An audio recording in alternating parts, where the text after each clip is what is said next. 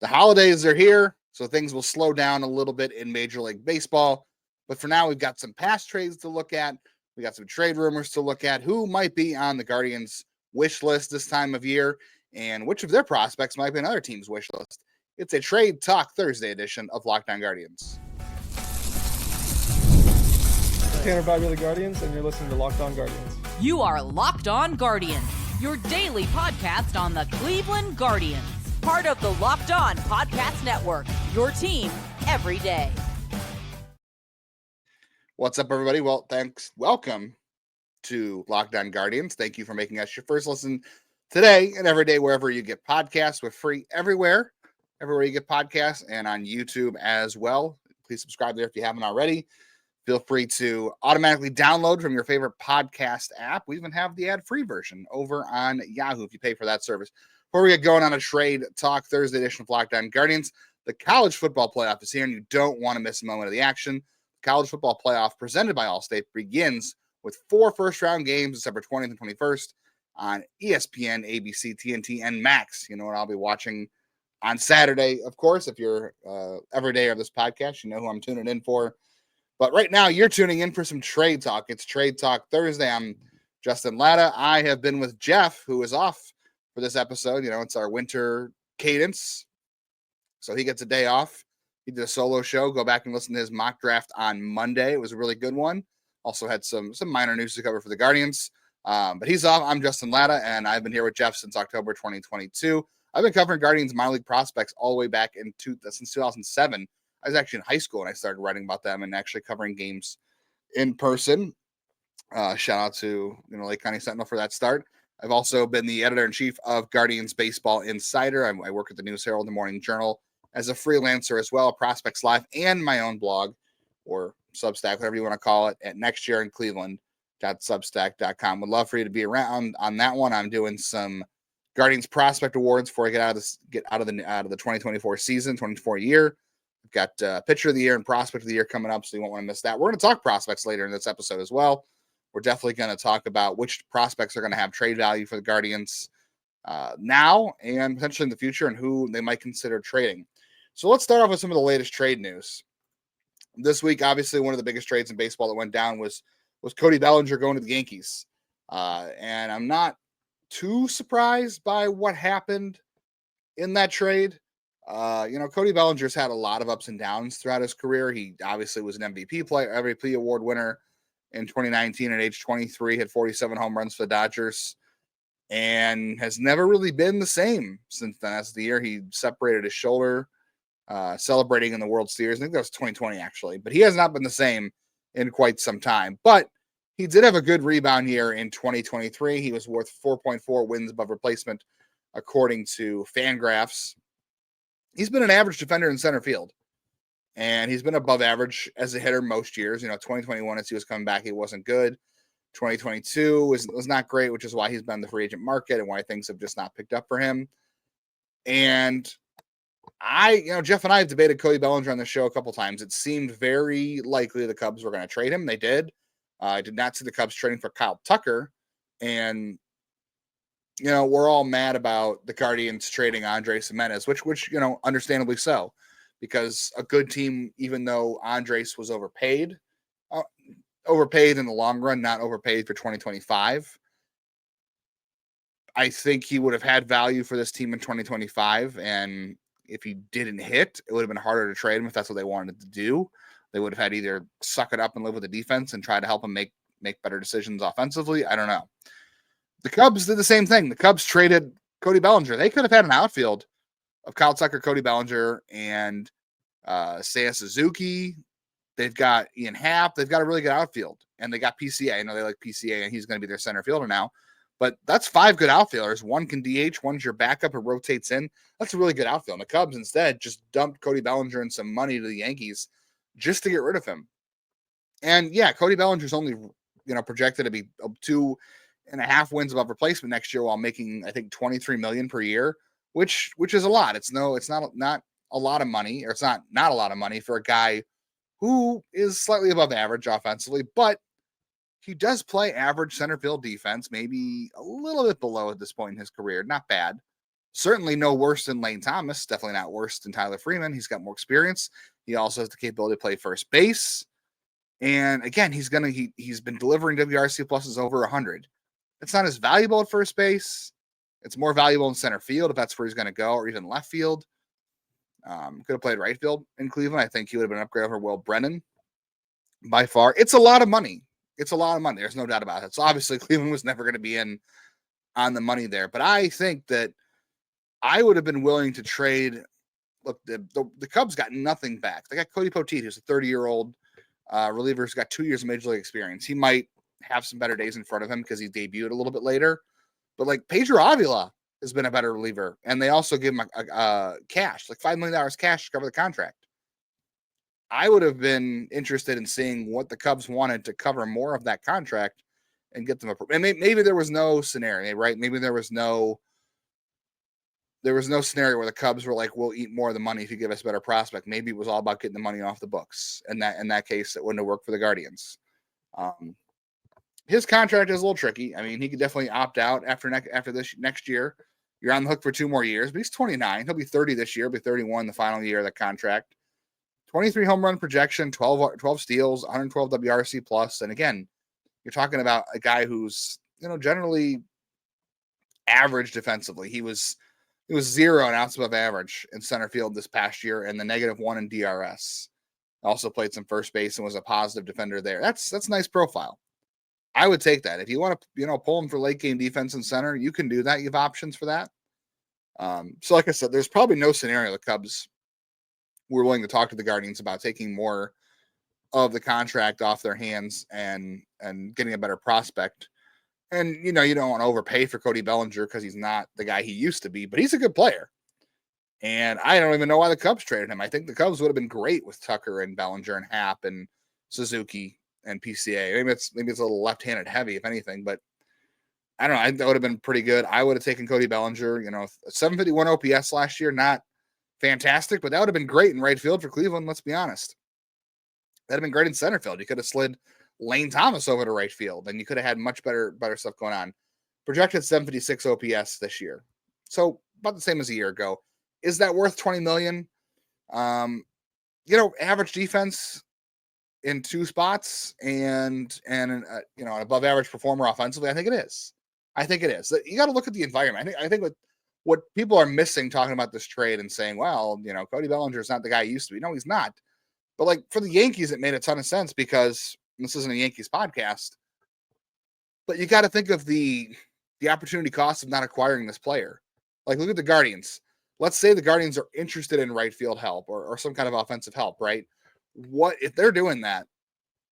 And the Yankees obviously needed to replace Juan Soto, which nobody can. But what's the opportunity cost of not making this move? Like you have to go out and sign Pete Alonso, or Christian Walker might be a great fit for them. But you got to go out, maybe you sign Pete Alonso. The outfield options are really bad at this point. There's Anthony Santander, who is a butcher in the outfield and is really a first baseman. So that doesn't really help the Yankees as a DH. Not a guy who works for the Guardians either, even though he was once a Cleveland prospect. Different story. But like the other options out there are more expensive because like Santander, who's not even a good outfielder, wants 4 years and like $50 million or $60 million. Or you could pay Cody Bellinger, $30 million over the next or $40 million over the next 2 years. And he could play center field and first base. And he's going to work well in that ballpark. And he would have worked well in the Guardians ballpark too, right? Because left-handers thrive a lot more here. I mean, again, I don't think there was any scenario where the Cubs were willing to eat more of that money and take a better prospect. And you also have to be careful not to give up too good of a prospect for Cody Bellinger because, again, he's worth 2.1 wins next year, supposedly. Or 2.45, I should say. So you want to be a little bit careful about that. I would have been interested to see what it would have taken. But I think at the end of the day, the Cubs really wanted someone else to eat more money, and the Guardians weren't going to take that money on. Let's be honest. Let's also talk about Jesus Luzardo. There's been some rumors out there that there are teams interested in talking about Jesus Luzardo. No shock there. This is a guy we've talked about on the show before. I do think the Marlins are going to trade him eventually.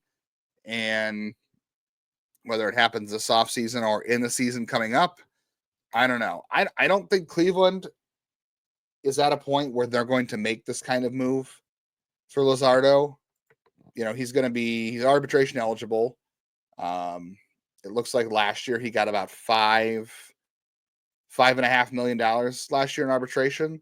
Let's see what he's projected for this year coming up. It's 6 this year, so it's not that big of a jump, honestly. And he's already eligible in 2026, and he's a free agent. Cost-wise, that's pretty darn good. I think that's good for what you're going to get for Jesus Luzardo. The question with him is, it's a lot more name than it is substance. Like, his 2023 season was fantastic. He had a 355 FIP, 178 innings. He was worth 3.8 wins above replacement on Fangraphs. But outside of that year, there's not a lot there to trust. Okay, he's 26. Yes, he'll be 27 all of 2025. But he's coming off a year where he had injuries. He only had 66 innings. His FIP was up to 426. His next best year after that was the year before, 2022, and he only threw 100 innings. And his FIP was 312. So that was good. 2022 and 2023 were fantastic for Luzardo. But he's had 1 year where he's really given you the kind of thing you would be wanting to trade for, which is a guy with some stability at the top of the rotation. There's no doubt at Jesus Luzardo and Tanner Bybee fronted rotation, making Gavin Williams your 3 and Luis Ortiz your 4, and Tristan McKenzie and Ben Lively battling out for the 5 spot, and pushing guys like Logan Allen and Joey Cantillo to AAA, which may happen anyway, and maybe forcing Tristan McKenzie or Ben Lively into the bullpen. That's great depth options to have. And I do think the Guardians have more than enough pieces to pull this trade off, especially for the Marlins. I think they have things the Marlins want. We'll talk about that in segment 3. But you're paying for the name, you're paying for the upside, but you're not paying for the stability. He hasn't given the stability yet. So there's a lot there that I don't know if it makes sense for Cleveland right now at this time to do that.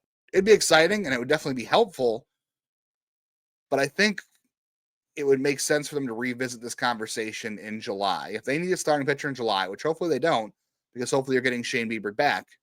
But things go wrong, guys get hurt, and you may maybe need another starter come July. That might be an option for them in July if he's healthy, if he's pitching well. Is the price going to go up around then? Maybe, yeah, a little. But you're also going to have teams that are out of it that aren't going to trade for him either. You may have some teams that get in on the market and try to acquire them for 2026. Like the Cubs kind of did that with Isaac Paredes from the Rays, and they flipped them already. But they were not really in it, and they still went ahead and added Isaac Paredes. So you could have teams who add Luzardo in the summer for the same reason. But if I were the Guardians, I would probably check back in July and see what Bieber gives you. You got Ortiz. I might look at other options pitching wise. I would want to see Luzardo healthy and pitching better, even if that means paying a little bit more. But I also would bank on the fact there's a lot of teams who are holding pat and not making trades. And, there is a risk of getting to July and not being in first place and not being in a spot where it makes sense to trade for Jesus Luzardo, where if you did that now, you'd be in a spot where you can, be good with your pitching. You don't need to make that trade. It's all about opportunity cost. But Luzardo is definitely a risk. I'm not sure I'd be willing to overpay for that right now. I'd much rather see him pitch well into the season and make that choice then, because by the time that rolls around, you're going to have the draft. You can, pump the farm system up a little bit more. You can make some other moves.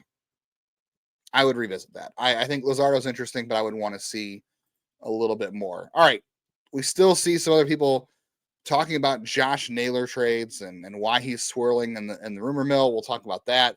We'll talk about some of the trade targets you guys asked about that might make sense for the Guardians. And in segment 3, we're going to talk about which Guardians prospects have trade value right now, which ones might have more trade value coming into the season, and who might be interesting to use as trade bait. All coming up.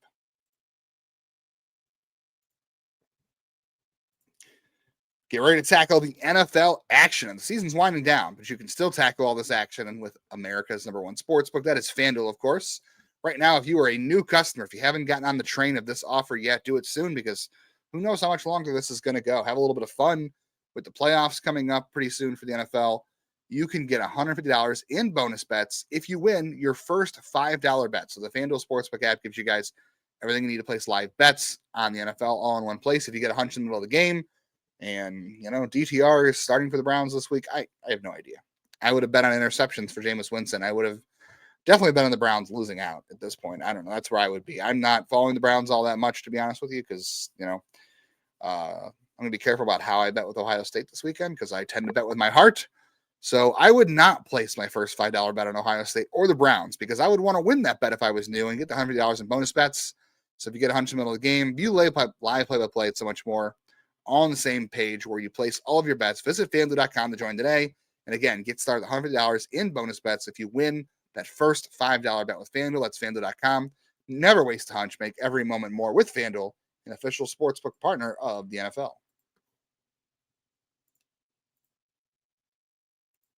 All right, so I keep seeing other teams interested in Josh Naylor. There's the Yankees that keep coming up. There was talk about the Mets, the Blue Jays. There's other teams, supposedly Seattle, I think, was one that might have come up a little bit in other places.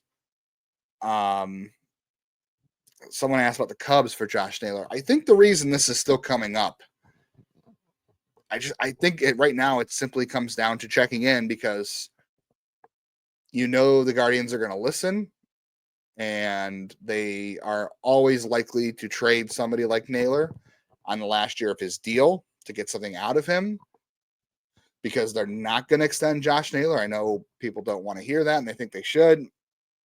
I definitely don't think it makes sense. I mean, look, it's not my money. It's not your money. It's the ownership's money. And I'm going to say this again. I mean, you can feel however you want to feel. Personally, when I look at this team and I'm trying to evaluate things and I'm trying to see how they're going to be run best and most enjoyable for fans, I separate the front office and ownership. Those are two different things. Front office is trying to do their best to build a winning team sustainably for Chris Anthony always, says that. And you can, I don't know, you always want to be careful how much you take their words on these things, but ownership and the front office are at odds of two different things. Okay. For if in a world where there is a world where money doesn't matter to the Dolans, right? That's our favorite phrase on the show with Jeff. Sure, give Josh Naylor whatever he wants, right? Because he's a fan favorite. He's good in the clubhouse. He's got power. They need power. But on the other hand of things, you've got a guy who doesn't have a track record of health. This was his healthiest year. The shape is questionable, and he's a hacker. He doesn't have the greatest plate discipline. He's streaky. Financially, for the front office and the restraints they're given, it does not make sense to give him that money.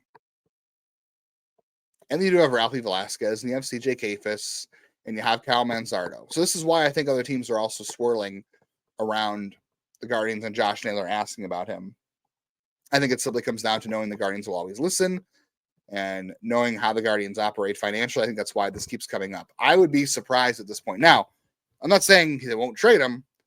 I would be surprised again at this point if the Guardians get an offer that makes them want to trade Josh Naylor. I don't see, I think this is like the third time we mentioned, I just don't see at this point of where they are with their roster, where Josh Naylor is and where other teams are. Like, people are wanting to talk about Luis Castillo and some of the Mariners pitchers. Josh Naylor is not getting a Luis Castillo. Definitely not straight up. And it would make no sense for the Guardians to pay Luis Castillo financially what he's making at this point and what they need. Castillo would be great. I'd be interested in him overall, but it locks them into money, and we know how they feel about being locked into money. And again, and where financials don't matter, sure, do it. I think I'd rather pay Luis Castillo the next 3-4 years than I would Josh Naylor. I feel better about performance holding up there. But I don't think it makes sense for them and that with their restraints to pay Luis Castillo going into his mid-30s, because guys in their mid-30s just start to decline. It's just natural. Guys aren't pumping all kinds of stuff anymore like they did in the 90s. Guys don't play 35 and 36. There are rare exceptions. But I think at this point for Josh Naylor, the calls are coming simply to see what the Guardians want, and because they know their situation, I don't see it happening. I don't think there is a trade out there that they're going to be offered that's going to make any sense. Like, I'm thinking for them, it's got to include a pitcher. It's got to include a prospect. It's got to include a pick. It's got to include an outfielder maybe. And I just, or they have to find something they can flip for an outfielder or a pitcher. I don't see a team paying for 1 year of Josh Naylor what the Guardians are going to want. I think the Guardians are better off with Josh Naylor in 2025 at this point. Now, coming into the offseason before they traded Andres Gimenez, I would have said, okay, Josh Naylor is your most flippable player in terms of roster flexibility. And if you can get, we talked about this, if you can get a pitcher for him or something of value to get a pitching and then add a first baseman out, or a hitter outside of him, then yeah, you could be better. If it took trading Naylor to get Luis Ortiz and then getting Carlos Santana or getting Yandy Diaz, that would have been a better move for them in 2025. But at this point, having already gotten Luis Ortiz, they need to turn their attention to either finding a value proposition free agent at this point or making another trade for something of need. I don't think Josh Naylor is going to get them what they need to improve the roster without being any worse. I don't think there's a world where you can trade Josh Naylor and end up being a better team for it in 2025. I did believe that coming into the offseason, that was a possibility, but given what they've already done and given what we're seeing, I just don't see them trading Josh Naylor and finding an avenue to be a better team in 2025 and beyond. I think 2025, they are now, it makes more sense for them to keep him and they're a better team with him next year than they would have been. All right. You guys had some other ideas for trade targets. Somebody asked about Seiya Suzuki. We talked about him a little bit. Tylor Megill. I believe we had some questions about Luzardo, which I'll get into. Someone asked about Dylan Cease. Someone also asked about other outfielders. We'll get into that. We'll get into some prospects. Other guys in the roster might have trade value. And we'll look ahead to see who could be sellers coming in 2025. We'll get into that next.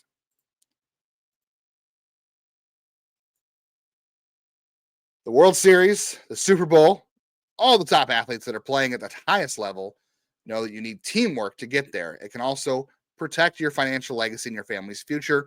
SelectQuote's licensed insurance agents are the perfect teammates when shopping for customized, affordable life insurance. They can get you the right policy to keep your financial legacy safely in your family's end zone or at the plate for you whenever you need it. In sports, winning is everything, or as in Cleveland or other markets, it's financial flexibility is everything. And financial flexibility is definitely something I think SelectQuote can help all of us with to protect your legacy, protect your family's financial, flexible future. SelectQuote is one of America's leading insurance brokers. They have nearly 40 years of experience. They've helped over 2 million customers find over $700 billion in coverage all the way back since 1985. Other life insurance brokers offer impersonal, one-size-fits-all policies that are going to cost you more and cover you less.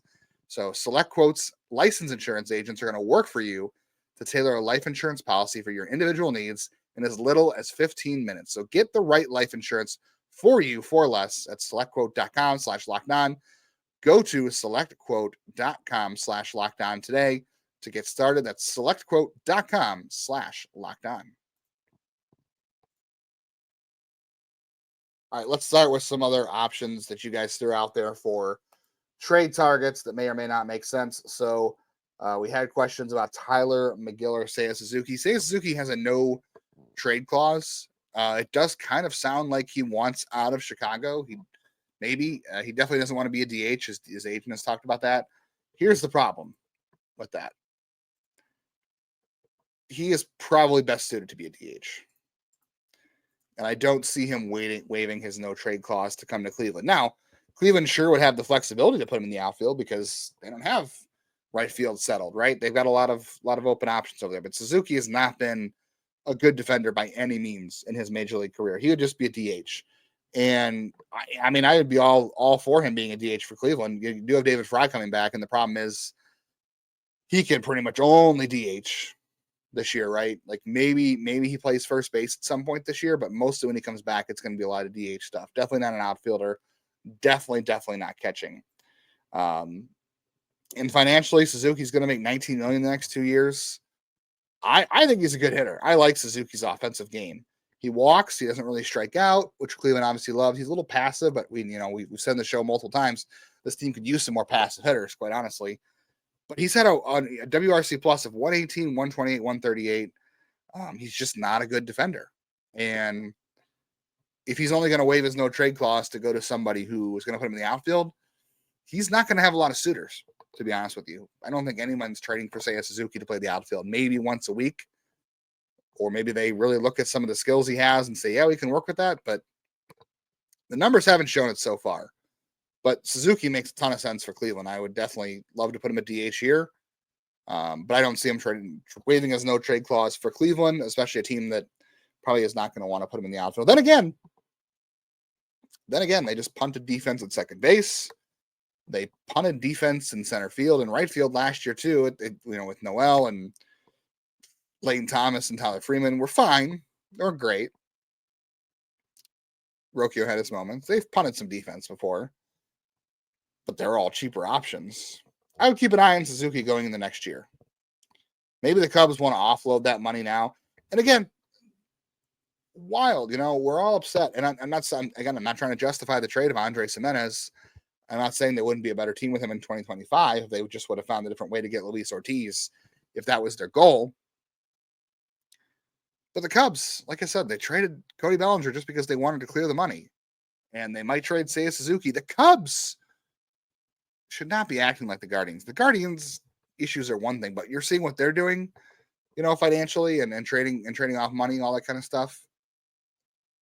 The Cubs are doing it too, and it's just wild. It's wild. They have their own TV network. They're a much, much bigger brand and a much, much bigger network or market. It just makes no sense to me. But yeah, I would take Suzuki for the next 2 years. I feel pretty good about where he is offensively, but again, I just don't see him waiving his no trade clause for Cleveland. Defense or not, I don't see it happening for them. But I would definitely be interested in say a Suzuki. Megill's an interesting one. I got to check to see if this is the Megill from the Mets or the Brewers. This is the Mets Megill. I actually really liked him. I think I saw him pitch against Cleveland last year. I really like him. He can throw hard. Doesn't walk a ton of guys, has swing and miss stuff. It looks like the Mets rotation. I would not be surprised if the Mets go out and continue to add pitching. They've already added Juan Soto, so I don't think Steve Cohen is stopping at this point. So Megill is going to the bullpen for them, I would guess. Actually, it looks like Megill is going to be in AAA according to Roster Resource. That seems a little crazy. They did sign Clay Holmes. I don't know. Megill will be an interesting one to target. I think there might be something there. I think he's a guy that could work for the Guardians for sure. He is 29, and he won't be a free agent for the next 3 years. So you got him for 25, 26, and 27.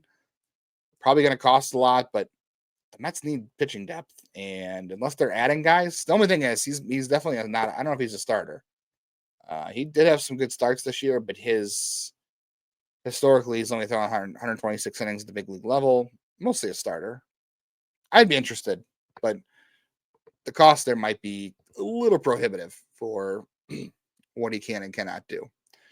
Some other options you guys pitched was Brandon Lau. The Guardians I don't see the Guardians adding an external second baseman. One of the things they pitched, one of the things Chris Anthony focused on and his media availability after the Andrés Giménez trade was we've got a lot of depth in the middle infield. And he took the time to talk about Juan Brito, and he took the time to talk about Gabriel Arias and Daniel Schneemann and Tyler Freeman.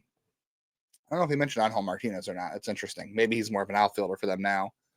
Also of note, Gabriel Arias has been playing right field the last couple of weeks or the last week or so in Venezuela. Defensively in Venezuela, shortstop has not gone well for him. He's made a ton of errors out there, and sometimes errors can be a little subjective. If the official scorer makes a weird call, and I don't know how weird things get in Venezuela winter ball with official scores, but I've seen minor league scoring, and I've seen even major league ones be a little bit odd. So errors don't necessarily mean anything, but he did have a bundle of errors all at once. So he's been playing right field, Gabriel Arias has. I'll be interested to see if that is more based on what his club in Venezuela needs from him, or if that's an option for him coming into camp for Cleveland that, hey, you're going to be our right fielder. You're going to have a chance to be our right fielder because right field's undecided. I'd be interested in him playing right field. He's got the arm. It doesn't make sense for Gabriel Arias to be playing second base, if I'm being honest. I think you're going to have a ton of overthrows at second base. The arm is fantastic, but it's wasted at second base. And I think you just have a lot of weird throws from him at second base. Maybe playing second base for him would be incredible. Maybe he would be able to make up Andres's defense a little bit there, possibly. But right field could be a good option for him. I think Cleveland's got to stop yanking him around, though. But I don't think they're going to add an external second baseman for that reason. They took the time to name all those guys, and they talked about that as where their depth is. And Brandon Lau also is, I think, under a long-term deal right now, and he gets hurt a lot too. Let's put that out there too. Brandon Lau gets hurt a lot, and being under a long-term deal, I think the trade of Andres Gimenez just is a waiting to keep the door open for Travis Bazzana. Let's be honest. They'll see what happens with Juan Brito early on, and if that goes well, I don't know. But if Travis Bazzana is pushing down the door to get there, they're leaving that open. So Brandon Lau, even for a 1-year thing, doesn't make sense for them for Brandon Lau. Somebody asked about, it was Chris Adams who said, is an Andrew Miller type trade, meaning trading top prospects for a big league bat or an arm to help them in the World Series in 2025. Any prospect not named Bazzana should be available. Let's look ahead and see who might be sellers at the deadline. Let's just look at this real quick. I pulled up a couple of names. So the Blue Jays are in a precarious spot, right? They were not good last year. Springer's hitting a decline at age 35. Bo Bichette and Vlad Guerrero are pending free agents. They didn't exactly add offense to Andres Gimenez unless they really think they can turn him around. Their projected outfield right now is Nathan Lukes and Joey Loperfido and Will Wagner and DH, guys they got in the trade for Yusei Kikuchi. Loperfido is interesting. Wagner can hit a little bit. Ernie Clements, their projected third baseman. I think the Blue Jays will try to get some offense at some point this offseason besides Gimenez. But their rotation's a little bit shaky too. Like Gausman and Berrios make a lot of money and they're good. Can Bowden Francis repeat what he did down the stretch a year ago? It might be a flash in the pan. Maybe he figured something out. Chris Bassett's getting a little bit older. Yariel Rodriguez is the guy they signed. I don't really love that farm system, to tell you the truth. It's okay. And it's a tough division. The Orioles are going to be good again. The Yankees are trying to do more stuff. The Red Sox went out and got Garrett Crochet. They still have the best farm system in baseball. That's going to be a tough division. So the Blue Jays might be in trouble going into next year. I would be interested in getting, depending on how things are looking rotation-wise, like I was interested in Chris Bassett as part of the return for Andres Gimenez, kind of balancing the books as a guy that could help them out. So, the Guardians aren't going to need a first baseman in the middle of 2025. And I don't know if they're going to need a shortstop either. I hope not. I hope that means Rocchio, things go well. But if he's struggling and Bo Bichette's on the market next year, maybe. But there's like I said, Chris Bassett. The Blue Jays also have some relievers. I think the Blue Jays could be sellers next year. Oakland, the Athletics, not even Oakland anymore. The Athletics, if they don't reach a deal with Brent Rooker at this point, they might as well trade him next year. And who knows how the thing in Sacramento is going to go. I know they added pitching and they added money to their payroll. I don't buy it. I don't see Cleveland trading for Mason Miller, obviously, but I liked Brent Rooker a year ago. I like JJ Bleday. Jeff and I both like Lawrence Butler. I don't see why the Athletics would trade Lawrence Butler, but I would be interested in JJ Bleday if he keeps up what he did last year. And obviously Brent Rooker. I think the Athletics have to sell. I don't see them competing in that division. I don't see them competing in that ballpark. They're not going to make any money, and their owner just is the worst owner in all of sports. Let's be honest. The Mariners are in a weird spot too, right? They've got to add some offense. We know they want to trade pitching for offense, and that's also a division with the Astros, the Rangers, who are going to bounce back next year. It's going to be tough. I could see the Mariners. Look, the only thing is the Mariners, I think, have a great farm system. So I could see them making some more moves otherwise. So we'll see about that. The Marlins, for sure, 100%. The Marlins are going to be sellers next year. And that's why I said at the top of the podcast about the Jesus Luzardo thing. I would check back on Jesus Luzardo next year. I think that's for sure. If something goes wrong with this rotation and Jesus Luzardo is proving it this year, I would 100% pull that one. I would definitely want to go after Jesus Luzardo. And, Jeff and I both love Ryan Weathers. He's going to cost a lot more too. They have no hitting to trade. If you're looking for offense, like there's Jesus Sanchez, but not a big fan there. But the pitching for sure, I think they're going to move. And then the Rays. The Rays are in unfortunately, a very bad spot because of the hurricane. They're going to be in a spring training facility for the entire season, and they're just always a team that's swapping, and these two teams love to trade with each other. I don't know what they're going to have to trade come the deadline. I mean, if they still hang on to Yandy Diaz and that's something Cleveland needs, that's potentially an option for them. They're going to have guys like Zach Littell that they could potentially move on from. That would be a good help for them. Danny Jansen as a backup catcher would be an interesting fit for Cleveland, especially if Bo Naylor is not performing. But if Bo Naylor is not performing, this team might be in major trouble next year anyway. But those are options for sure, I think, going into next year. Someone else also asked the question about who has trade value on this team. So outside of Quan, Jose, and Bybee, who obviously have tons of trade value, who else on the Guardians has trade value? If we're just looking at the Major League roster, we said Josh Naylor doesn't have a lot of trade value right now. It would be unideal for this team to trade him in the middle of the season if things aren't going well. He might have some value as a rental back going out to then.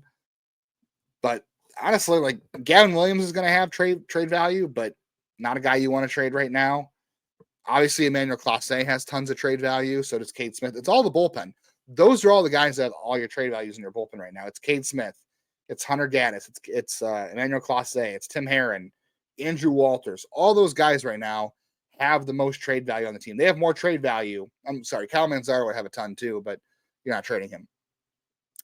Lane Thomas might have some, but probably not enough to where it makes sense right now. But again, if things go poorly for this team in July, which we all hope to God doesn't, he's an easy guy to go. But all the value right now is in the bullpen. All the value.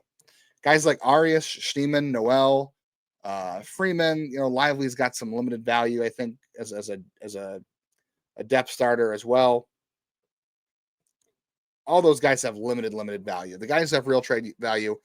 It's the bullpen. All right, I promise we talk about some prospects before we get out of here and who could the Guardians look to trade. I think if you're just looking at where things stand positionally, you've got Kyle Manzardo, you got David Fry. Those guys are going to be pretty cheap going forward, and they're under team control. First base is the most obvious place for them, right? You're talking about Ralphie Velasquez and CJ Kayfus. I think CJ Kayfus is the easiest one for me because I don't know if I trust the power output quite yet, but if you can convince someone to pull the trigger on that one, I would.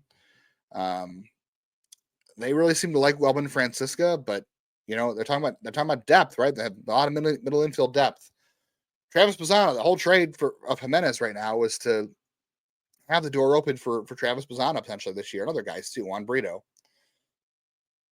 I think Welbin Francisca is a guy they should definitely look to move. I'd be a little bit careful on Jason Churio. I think he's a guy who's far enough away where if you have to make a move for 2025, he's a guy you should definitely consider. I would definitely probably not move him for anything that's a rental, but a guy who's got 1.5 years of control. I think Jason Churio makes some sense. Angel Hanau is going to have tons of trade value. Double A is a tough adjustment for some guys, and he's going to be 20. I really like Angel Hanau. I think he's going to have a ton of trade value. Obviously, they're not trading Bellata. They're not trading Bazzana. Brito, if he has a good year, that's going to be a good problem for Cleveland to have, right? Because Brito potentially could stand on defense at other places, not play them very well. Even Chris Antonetti admitted he's most comfortable at second base, and he even said his bad as his calling cards. They were pretty careful not to heap a lot of defensive praise on him. But if he has a great year offensively, you might be willing to overlook his defensive warts, or offensively and overlook his defensive warts. But if he plays well and you got Bazzana knocking down the door, you have a good problem right there. You're not trading Bazzana, so Brito could have value. The high school pitching, I think, is going to have a ton of value. Jeff and I have talked about this multiple times. They were willing to trade Alex Clemmy last year. He has a ton of trade value. We watched the Padres trade multiple high school starters for things they needed to get to the playoffs last year, and it worked. The Guardians are going to have Braylon Dowdy. They're going to have Joey Oakey. They're going to have Chase Mobley. If Jacob Zibin comes back healthy finally, he could be an option. I don't know what they're going to do with him, honestly, but they have high school pitchers in the system that are going to hold their value. They weren't afraid to trade Alex Clemming. And I think that's a great point going into the minor league season next year, too, is I think you're going to want to have these high school kids pitching at Lynchburg the way Alex Clemming was, because if you're going to use any of them, and even if their stats aren't good this year, Jackson Humphreys, if he has a rebound year, could be in this same situation. Humphreys last year, by the way, was sick early in the year and then lost a ton of weight, lost some strength. If he comes back a little bit healthier and stronger, I like Jackson Humphreys to bounce back a little bit. You're going to have some college pitching guys too. You're going to have your Parker Messick's in there. Nikhazy might have value. Ryan Webb might have a little bit of value. Cooper Ingles, a guy who's going to come into the year with some value, I think. Franco Alamon, if he can't crack this bullpen, is a guy you definitely want to flip. And to be honest, look at the draft ahead. I know the Guardians don't have the kind of numbers of picks and the kind of financials that they did a year ago to spend on the draft. I think Cleveland should consider trading that comp B pick if they think it's going to help them in 2025 or 2026 to win the division and go farther in the playoffs, because I don't know what the draft's going to look like. You can ask Jeff about that, and I'll do my research on the draft here soon and catch up a little bit with Jeff if I can. But that comp B pick might be something to consider trading this year, because they're picking a lot lower. The financials aren't there. I think the comp B pick is something they should consider trading this year if they want to keep their farm system intact. But after the draft, you're going to beef the system up a little bit more regardless, right? And they had a great draft a year ago. They drafted guys that are going to have value in trades. They have guys in the system that have value as well. I just talked about, maybe Joey Cantillo is a guy. Maybe if you get some answers on your rotation this year, and Tristan McKenzie rebounds, or Tanner Bybee and Luis Ortiz are your 1-2 punch, and you get Bieber back, maybe you turn around and you trade a Joey Cantillo for something you need this year if pitching stabilizes. Again, I would definitely turn around and flip Franco Alamon if things work out there, and the high school pitchers. The point is, the Guardians have options. I think Francisca is far enough away. Ralphie and CJ both give you options because first base is covered. You can pick one of them. The Dominican guys aren't going to carry a whole lot of value, but they're going to have options. This is probably a top 5 farm system right now, and it's going to get better after the draft. So that comp pick might be more valuable in a trade for them next year. And they have options. Again, the high school picks, Parker Messick's, Austin Peterson. Even though I like him, he might appeal to somebody. Those guys, Doug Nikhazy might appeal to somebody who's on the 40-man roster, right? Those guys all might have appeal. I don't think Jonathan Rodriguez has appeal. Daniel Espino is a giant wild card. Nobody knows, right? Nobody knows. The Guardians claim they don't know. I'm sure they know, and they don't feel great about it, but they don't want to say it. They were pretty evasive about where his status is at a year later. They're going to have options, though. And they're going to get better. The farm system's going to get better. Guys are going to get hurt. They always do. Guys are going to regress. They always do. But I like where the farm system was a year ago. I think they've got plenty of trade candidates in the minors right now. And that comp pick, too, again, makes a lot of sense to me as a trade chip for them this year. All right. So everybody have a happy holiday season. Be safe. Enjoy it with your families. Thank you guys for listening. We appreciate all the support. One of the things I'm doing over the holidays, I will tell you, is we're developing an insider program. A lot of other Locked On shows have this insider program with their fans, and we want to bring it to you. I've been developing what that's going to look like, what benefits you're going to get.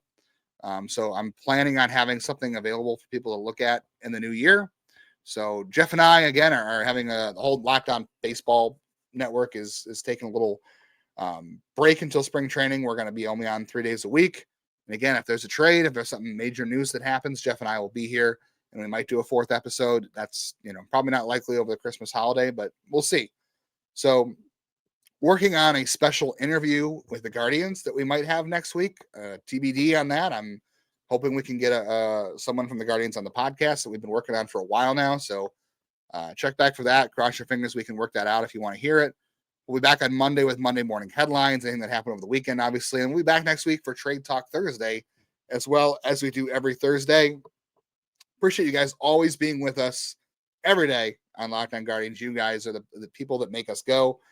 I've been sitting here for 40 minutes talking to myself, and I wouldn't be doing this for you. Let's be honest. I'd just be playing a video game or writing or doing something else. But I'm here talking to you about baseball, and I love it. And I hope you guys love it too. Trades always make things feel a little bit better in the offseason. You get a little bit closer. I was looking at some old pictures from spring training, and I was like, man, I really, Jeff hates spring training, but I want to get back to spring training. I'm enjoying the offseason. I'm enjoying a little bit of downtime and talking about things that could or could not happen, but I'm ready to get back to spring training. So hopefully a little bit of trade talk continues to warm you guys up, especially without Guards Fest. That's a sore subject for some people. Anyway, you guys have a great holiday. Thank you all for tuning in. Thank you for your support. Tell a friend. Hang out. Avoid those weird conversations at holidays. Talk about the Guardians. I know they're not as fun, but they're a little more fun than other things you could be talking about at the holidays. So talk about us. Talk about the stupid things we say or just about the podcast or baseball in general. Have yourselves a good holiday. We'll be back Monday. We'll be back with 3 shows next week. Tune into Locked On Guardians as you always do. Thank you, and go Guardians go.